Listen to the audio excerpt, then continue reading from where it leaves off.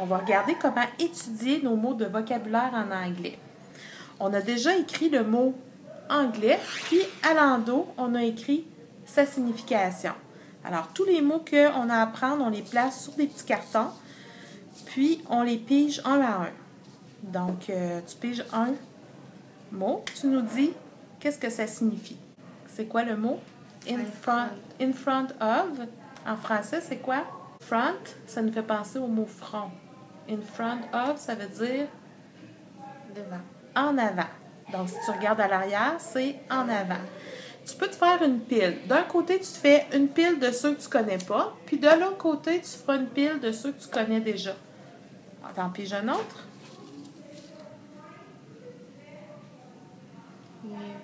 Near. Donc, near, qu'est-ce que ça veut dire? Est-ce que tu t'en rappelles? Non? Alors, regarde à l'endos. C'était proche. Et mets-le dans la pile de ceux que tu ne connais pas encore. On en pige un autre. Beside. Beside, qu'est-ce que ça veut dire? Side, habituellement, c'est les côtés. Donc, beside, ça va être à côté de. On va le mettre du côté qu'on ne connaît pas encore. Je pense que ceux que tu connais sont plus en dessous, hein? Behind. Behind. En arrière. On va aller voir. Derrière, hein? C'est pas mal proche. Tu peux le mettre du côté que tu connais. From. C'est à. C'est presque ça, c'est de. Donc, on va le mettre du côté qu'on a encore à pratiquer. Quand tu auras tout terminé ta pile, quand tu auras tout terminé de faire ta pile, tu reprends ta pile que tu ne connais pas et tu le refais encore la même chose. On peut essayer.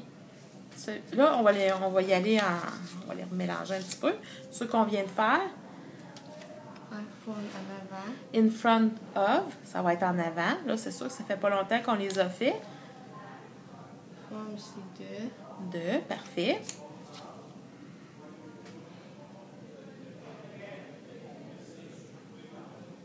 Near. Near, vérifie. Near, c'est proche. When I'm near you, je suis proche de toi. Inside, derrière. Beside, on va vérifier.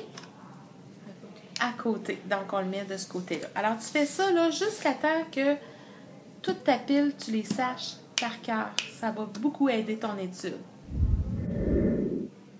Après l'étude des mots en anglais, on tourne les mots de côté. On place le côté français sur le dessus et l'élève pige un mot et doit donner le mot en anglais.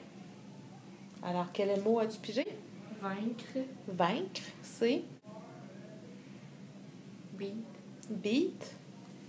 Excellent. Donc, tu le fais tu refais encore une pile qui dit ceux qui sont réussis. Donc, tu vas faire ça encore comme tu as fait en anglais. Puis, moi, je te conseille, là, à la suite de ça, tu les recueilles, tu les ramasses, puis tu les refais. Même si ton examen est terminé, parce que ces mots-là, tu vas les revoir encore et encore en anglais. Bonne étude!